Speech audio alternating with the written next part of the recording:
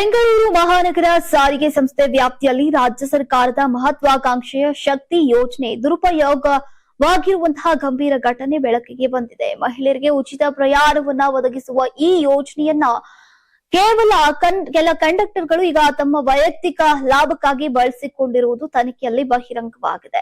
ಈ ಹಿನ್ನೆಲೆಯಲ್ಲಿ ಈಗ ಅಕ್ರಮದಲ್ಲಿ ಭಾಗಿಯಾಗಿದ್ದಂತಹ 5 ಕಂಡಕ್ಟರ್ಗಳನ್ನ ತಕ್ಷಣವೇ ಅಮಾನತುಗೊಳಿಸಲಾಗಿದ್ದು, ಅವರ ವಿರುದ್ಧ ಶಿಸ್ತು ಕ್ರಮ ಕೈಗೊಳ್ಳೋಕೆ ಅಧಿಕಾರಿಗಳು ಮುಂದಾಗಿದ್ದಾರೆ. ಶಕ್ತಿ ಯೋಜನೆಯ ಟಿಕೆಟ್ಗಳ ಮೇಲೆ ಉಚಿತ ಪ್ರಯಾಣ ಕೇವಲ ಮಹಿಳೆಯರಿಗೆ ಮಾತ್ರ ಅನ್ನೋದನ್ನ ಕನ್ನಡದಲ್ಲಿ ಸ್ಪಷ್ಟವಾಗಿ ಮುದ್ರಿಸಲಾಗಿದೆ. ನೀವು ಸಣ್ಣ ಆಗ್ಬೇಕಲ್ವಾ, ಅದು ಒಂದು ಉತ್ತಮ ಆಹಾರದಿಂದ ಸಣ್ಣ ಆಗ್ಬೇಕಲ್ವಾ. ಪ್ರತಿದಿನ ನಮ್ಮ ಜೀನಿ ಸ್ಲಿಮ್ ನ ಯೂಸ್ ಮಾಡಿ ಯಾವುದೇ ಸೈಡ್ ಎಫೆಕ್ಟ್ ಇಲ್ದಂಗೆ ನೀವು ಸಣ್ಣ ಆಗ್ತೀರಾ.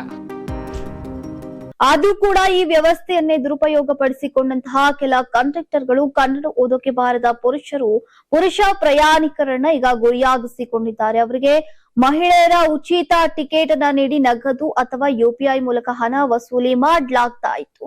ಈ ಮೂಲಕ ನಿಗಮಕ್ಕೆ ಸೇರುವ ಆದಾಯವನ್ನ ತಡೆದು ಅದನ್ನ ತಮ್ಮ ಖಾಸಗಿ ಖಾತೆಗಳಿಗೆ ವರ್ಗಾಯಿಸಿಕೊಂಡಿರುವುದು ಬೆಳಕಿಗೆ ಬಂದಿದೆ. ಇನ್ನು ಪ್ರಯಾಣಿಕರ ಅನುಕೂಲಕ್ಕಾಗಿ ಬಿಎಂಟಿಸಿ ಬಸ್ಸುಗಳಲ್ಲಿ ಅಧಿಕೃತ ಯುಪಿಐ QR ಕೋಡ್ಗಳನ್ನ ಅಳವಡಿಸಲಾಗಿದೆ. ಆದರೆ ಆರೋಪಿತ ಕಂಡಕ್ಟರ್ಗಳು ಬಸ್ ಡಿಪೋದಿಂದ ಹೊರಟ ಕೂಡಲೇ ಆ ಅಧಿಕೃತ QR ಕೋಡ್ಗಳನ್ನ ತೆಗೆದು ಇಟ್ಟುಕೊಳ್ತಾ ಇದ್ರು. ನಂತರ ಪ್ರಯಾಣಿಕರು ಡಿಜಿಟಲ್ ಪಾವತಿ ಮಾಡೋಕೆ ಮುಂದಾದಾಗ ತಮ್ಮ ವೈಯಕ್ತಿಕ ಮೊಬೈಲ್ ನಲ್ಲಿರುವಂತಹ QR ಕೋಡ್ ಅನ್ನ ತೋರಿಸಿ ಹಣವನ್ನ ನೇರವಾಗಿ ತಮ್ಮ ಬ್ಯಾಂಕ್ ಖಾತೆಗೆ ಜಮಾ ಮಾಡಿಸಿಕೊಳ್ತಾ ಇದ್ರು. ಈ ರೀತಿಯಾಗಿ ನಿಗಮಕ್ಕೆ ಬರಬೇಕಿದ್ದಂತಹ ಹಣವನ್ನ ಸಂಪೂರ್ಣವಾಗಿ ಅವರ ಕೈ ಸೇರ್ತಾ ಇತ್ತು.